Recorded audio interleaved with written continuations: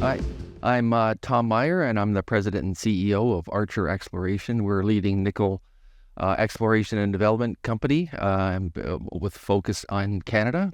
We've got two very interesting pieces of our portfolio, one with our Grasset project in Quebec, and then we've got a large land package of nickel exploration projects in the Sudbury Camp. Tom, thank you very much for the introduction. Good to have you on Crux. It's your first time, I believe. But we haven't seen each other for an awfully long time. And I think the last time I saw you, we were playing silly games in Lubumbashi in a hotel bar in the Congo. That's correct. Yes. Back in the day, I was a mining analyst and crawling around the world looking for interesting projects and following up on projects that I've looked at and followed. And Congo at the time, when we were there, was quite the exciting place in terms of exploration opportunities and growth opportunities. And look where we are today with the production that is growing on the copper and the cobalt side of that country. Amazing. Yeah, amazing development. But that was a good 10 years ago. So Archer Exploration, it's a new venture for you. What have you been?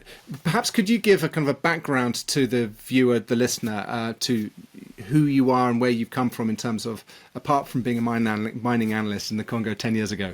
Yeah. Prior to becoming a mining analyst, I was actually a practicing metallurgist. I worked for a number of consulting companies, and even prior to that, I worked for Inco, as it was known at the time, which is Vale in Sudbury. I also worked for Falconbridge, which at the time, now it's now Glencore. So I worked on the mineral processing front and did quite a bit of traveling. And then, as you mentioned, entered the mining analyst field and did that. Covered Latin America, covered Sub-Saharan Africa, projects in Canada, around the world. And actually retired from doing that a number of years ago, and then got excited again when I did a very interesting project for a large, well-known Canadian company. Did some commodity analysis and modeling just as a independent review of what was happening in the kind of the green decarbonization energy trend space. And that was about a 6-month project, which concluded which became very plain that there's a shortage of metals to actually decarbonize. And I got really excited and actually pulled myself out of this quote unquote retirement and did a little bit more work and joined Archer when this nickel asset deal was put together. Joined Archer September of last year. So very excited about the portfolio and very excited about kind of the macro backdrop of where this commodity trend is headed over the next few years. So it's kind of it's right up your boulevard, so to speak. It's kind of a synthesis of three key things. One is a kind of a nickel heritage, kind of a technical metallurgical understanding of mineral processing and nickel minerals in Canada. The other is analyzing companies and market valuations and how companies work, and seeing the successes and the failures along that rather challenging road. And then the third is actually having faith in the kind of the energy transition, the fundamental supply-demand situation in which we find ourselves with these kind of critical minerals coming through. When I first started looking at Archer and the portfolio of assets, and with the kind of that critical mining analyst hat on, it ticked all the boxes. And then to take it to a higher level, from the very critical and mineral processors and metallurgists tend to be they look for where the holes are in the story, because a lot of times you could have a great discovery, but then you have challenged metallurgy, and in this case, the metallurgy on the Grasset project kind of checked out, and it became, at least in my view, not to be too flippant, but it was almost like a no-brainer. You've got this asset package that is ripe for unlocking value, and then when you look at all the risk factors, not just the political risk, we're on Ontario and Quebec, which is great, but from a technical challenge standpoint, on the metallurgy side, we could move these things forward. So it becomes very tangible outcome. Just doing our work over the next few years and just defining and de-risking, we've got something here that is very, very attractive from a portfolio context standpoint. Let's touch on that. Let's talk about the asset very briefly. I do want to kind of go back up into the corporate world again, but within Archer, you've got a portfolio of assets around Sudbury, but your flagship asset is Grasset, and it's in the Abitibi, in the mostly in Quebec, or is it in Ontario? It's all in. Actually, it's the Abitibi Greenstones in Quebec. So it is off the highway, just north of Rouen, Randa, or Amos. If people know that part of Quebec, it is off the highway. Yeah, and it hasn't got a kind of a big history of exploration. I think I've seen in one of your presentations that it was just one season of drilling, and it was a kind of an accidental discovery, and it was Balmoral, and then Balmoral was bought by Wallbridge, and then Wallbridge was focused on the gold, and so it became non-core, and that's how it came out.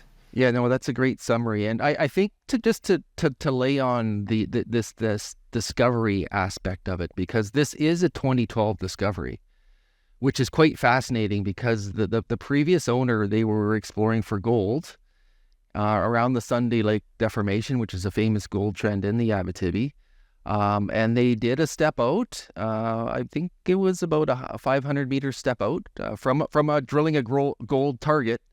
And they accidentally discovered nickel, and that's 2012. And it's quite fascinating because it's like, this is the beauty of this business, is that you do have these serendipitous discoveries, and that just come out of nowhere and surprise. Obviously, it surprised Balmoral and the work that they did subsequent to get to the drilling that was done to get to that 5.5 million ton resource.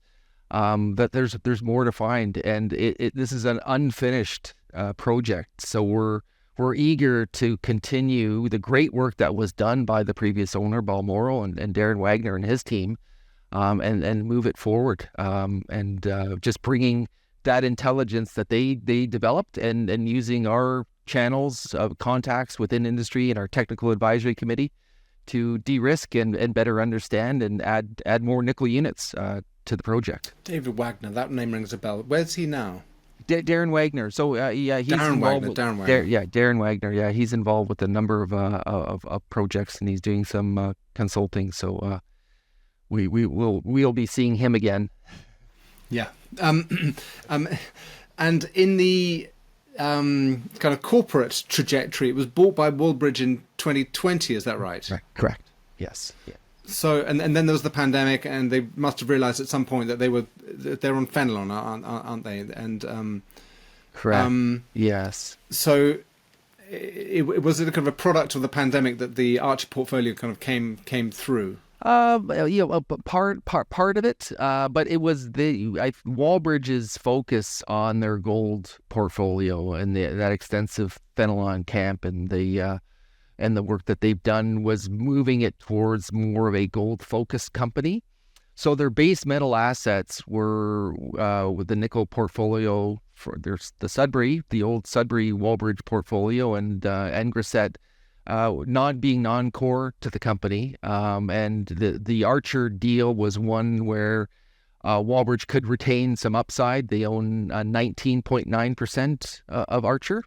And they have 2 board seats, so they do retain some upside. But this was a way for them to unlock value and a tremendous amount of value within that nickel portfolio, which allowed the Wallbridge team to focus on gold, and allowed Archer to put together a team which is focused on nickel sulfides.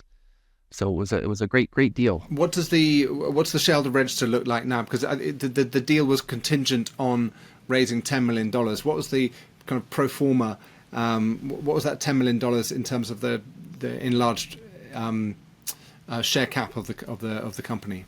Yeah, so the way that it worked from day one is essentially the Newco Archer group owned 15% of the Newco, and 85% was the old Wallbridge, and so Wallbridge retained 19.9% interest, and the balance of those shares was a return of capital, so a dividend in specie to the Wallbridge shareholders. So essentially, our register looks like we've got 19.9% owned Walbridge, and then we've retained, let's call it 45-50% of those top shareholders of Walbridge. They're on the Archer register and supportive. And then the balance would be the groups that we brought in through the financing, raising the $10 million back in. We closed that in November of last year. And then there's the retail component which would be mostly comprised of the old kind of the Walbridge retail shareholders. The good news is that the asset is great and it's in Quebec and nickel demand is going forward. The bad news is that the share price has been under pressure, and then the nickel market, it's not just you, it's junior mining in general. It's a risk-off period. It's been a really, really tough time for the market. I've seen a deal like this before. I've seen numerous deals where companies you get a dividend payout in specie, and really effectively what this is value presented to the shareholder, which they didn't have beforehand, and they keep the original and they sell the free one. Do you feel that you've been under pressure because of that, some of that kind of retail selling, or do you think that the share price performance is just in line with the tough junior markets that we've experienced? It's definitely a combination of the two. And one would normally expect a shareholder churn with this type of transaction, where Walbridge was primarily focused on gold and the base metal was non-core. And you're well aware of, you've got these attraction with the gold guys that own gold, and they're not so fancied on the base metal side. So that natural churn is part of it, and it's ongoing. But certainly, we've noticed when those shares became free trading around March 20th of this year, that we've seen some of the volumes pick up, and it looks like that natural churn. But at the same time, this macro, and you said it, this risk off that we're on right now, that's hit the kind of exploration focused companies without cash flow, and the smaller cap names have been disproportionately hit over the last I would say over the last year, but over the last few months in particular. And it's been across all commodity space, whether you look at gold, silver, copper, nickel focused names, etc. It's just been, it's unfortunate to see, but it's part of the cycle, and with that, it brings opportunities for those that are looking for longer term and focused on where the size of the prize is, sticking with this trade over the longer term, for sure. Yes, so the investor really now, if you've got cash as an investor, you've got a whole range of options ahead of you. You've got so many companies which have got bombed out valuations. Lots of things are cheap. The key thing is trying to identify the things which are going to be going to bounce back in terms of value. Before we get on to the things that you can control and what you're going to do as a company, can you just give me kind of your take on the macro nickel environment? Because I hear that there's kind of quite a lot of supply coming through in Indonesia. There's some new HPAL processing techniques that's going to enable lower cost production to come through. Do you? I know you did the kind of analysis of nickel longer term, but have you been surprised by the amount of nickel supply that's come out, or weakness in demand? In the current fundamentals of the market. Yeah. And again, I think these fundamentals in the short term are just more weighed down by growth concerns, and with that growth concern in concert with the growth that we're seeing out of some of the laterite projects, particularly in Indonesia and some of the Chinese-backed companies and projects that are advancing new sources of supply. Those two combined certainly weighed on the nickel price, and I think nickel is down about 34% year to date. So certainly a short term, but it doesn't really solve the longer term nickel conundrum. And so the laterites have their applications. Our nickel sulfides are very likely like it's a class 1 project with a very, very low carbon intensity. So when you look at it from in light of some of the environmental concerns of nickel projects, and then you look at the political risk profiles and the ownership and supply chains, having nickel sulfides in Canada that are of sufficient grade where they are low, very, very, very low carbon footprint, it becomes much more attractive from a kind of demand story for that segment of that type of nickel in the nickel market. And I think, Merlin, I think it's worth pointing out that this nickel market has changed and morphed over the last, call it 15, 20 years, where we've had that conventional sources of nickel through sulfides and the development of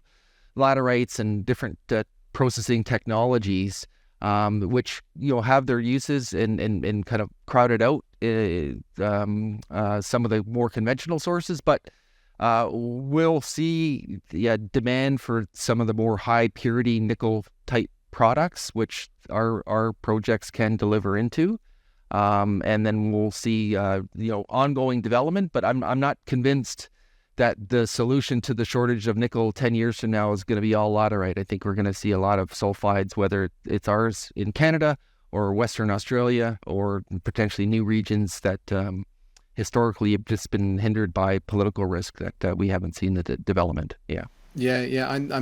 I'm so with you on that. When people talk about the laterites and the growing nickel supply, and I think, have you any idea of the environmental damage of those nickel laterites in Southeast Asia, and the marine tailings disposal and high pressure acid leach? And I just think, oh my goodness, this is it's a disaster in processing. I mean, I know that there are some new techniques coming out, but let's see what they actually deliver in terms of environmental cost and actual financial cost as well. I'm a huge fan of a good, clean nickel sulfide in a stable jurisdiction. They are not the same product, even though in the short term it does feed into the same kind of global bathtub of nickel. But yeah, I mean, a class 1 nickel is different from a kind of a high pressure acid leach kind of ferronickel product. Yes. So let's focus now on what you can control. You've got a $6 million exploration budget this year, I believe. Grasset, you've put out some drill results already, so you're drilling. Tell me more about what's going on the ground, what the plan is for the year. Merlin, the plan for the year is to define and grow the resource at Grasset. So out of the gate with that exploration program, to define the dollars, about $6.2 million of flow-through dollars to be spent in Quebec on Grasset, and $1 million to be spent on our Sudbury package. But that $6.2 million is a combination of out of the gate the geophysics. It is also we ran a sonic drilling program. So what is sonic? Sonic drilling is we've got glacial till that covers the Grasset project between 60 and 85 meters deep of glacial till. So I'll just picture sand and rocks and boulders and things like that. So this sonic drill will drill to the base of the till and will collect geochem samples, which we'd normally do if this was outcropping or near surface. You would have people just climbing through the bush and collecting those just by with a little shovel. Because it's buried, we're using a sonic drill. So we drill down and collect the base of till, and then we drill the first few meters of the rock to get some rock. Because this doesn't outcrop, we've got to do some geology work. So that work has been completed, and then in February we started a deep drilling program, and with the objective of chasing this Grasset ore body deeper. And this is a very interesting ore body, and a picture's worth 1,000 words. And I recommend people go to our website as we further develop content, just to show that this type of nickel deposit is contained in a conduit, in a pipe. So we believe that this pipe, this conduit was once horizontal, now tilted vertically. So with a almost vertical orientation, drilling at depth, we believe will add that and grow that resource at depth. And kind of a testament to that, about I guess it's 3 weeks ago now, we put out a press release which kind of confirms our thesis that there's more to be found. So we put out I believe a pretty exciting drill intercept where it was 1.82% nickel. That's just the nickel content, and that's well above the resource grade of 1.22 of the nickel, but and that's just located around 330 meters at depth, and it kind of opens up a new zone for us to further follow up. So the objective with Grasset is to grow the resource and define the more nickel units to better define this project. Thank you. When you talk about nickel equivalent, and what are the other value minerals in there? What's carrying the value? Yeah. So I mentioned nickel equivalent. So our nickel equivalent is 1.53% nickel equivalent. The nickel content, the nickel grade on its own, is 1.22. So that delta, that extra 0.3%, includes cobalt, copper, platinum, and palladium. And I think what's important is to recognize is that nickel equivalent adjusts for the recoveries. Our calculation of nickel equivalent adjusts for the recoveries of those byproducts, and it also adjusts for the payabilities of those byproducts. So you can have those wonderful things in your resource, but unless you're able to recover them, you've got to account for that when you're calculating your nickel equivalent. So I refer back to both. We're 1.22, and we've got the 1.53% nickel equivalent. So 1.22 is the nickel content of the resource. And you've taken, I hope, a suitably conservative approach to payability and based on kind of in your industry experience. Correct. Yes. Yeah. There's no point sugarcoating it now, only to be kind of have the plaster ripped off if I mix my metaphors in the future. No, it's a subtle thing, but it's important as we're doing, we're defining a real project here, and to account for all the metals and how they deport to different pieces and end up as revenue at the end of the day. We're being very careful that we understand what we can actually extract and what makes it economic in the end, and that's very, very important for an early stage project. Just to go back to the sonic drilling, it's not a technique that I'm used to, because normally when I've come across kind of glacial till, people kind of stop doing base of till samples when the till thickness kind of goes much beyond 15, maybe 20 meters, because you have cobbles in there, you have big boulders, you get mush, you get mud. It's a really tricky thing to get through. So it's nice to see that you've got that innovative approach to sonic drilling. Did you do it on a grid, or did you use logging tracks, or what defined your approach to the kind of the process? So it was a combination. So we identified the flow of ice through the last kind of the cold season where we had glaciers covering, and then deposited that till. So from the direction of ice and understanding where the kind of the surface projection of our mineralized zones are, and then used the access roads that were already in place to kind of develop a signature. So we know the direction of the ice. We can take our base of till samples. We kind of develop a signature over the top of our deposit and in the direction of the flow and from the flow of the glaciers. And then we'll use that knowledge to then take it up along this wonderful 23-kilometer claim block trend that we have to explore and target other drill sites. And this is a way for us, in the way that the industry can focus in on and just save money in the end on the cost of drilling and targeting, because these nickel geology, as you know, Merlin, very complicated, very challenging. It's finding that needle in the haystack. So using available techniques, proven techniques, And this technique, I think, for many people, if they're familiar with the Anglo's Sakatti project in Finland, that's what they used to help target a similar situation of being buried under that till. So we're using the best available technology that we can to help us keep our costs and our exploration dollars well spent. In your presentation materials, you talk about kind of lens. It's H1 and H3, and effectively these look like kind of pencils, kind of subvertical pencils that you're drilling out, and you're now coming into it with a pilot hole, a mother hole, and then you're going to have lots of daughter holes off it in which to target this at depth.